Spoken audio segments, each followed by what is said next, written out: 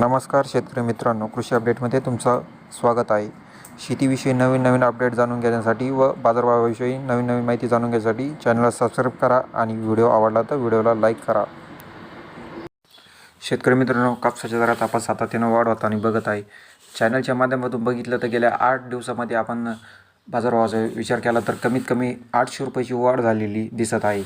आज आकडा बाळापूर येथे कापसाला कमीत कमी दर हा 5,000 तर जास्तीत जास्त हा 5,300 तर सरासरी दर हा 5,150 रुपये इतका भेटला आहे. तर 5,300 हा सर्वोच्च दर कापसाला भेटलेला असून तर गेल्या 8 दिवसामधला हा सर्वोच्च दर आहे.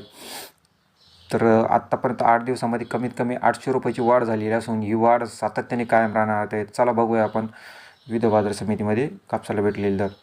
तर आखाडा बाळापूर येथे 5,300 जास्तीत जास्त दर भेटलेला असे.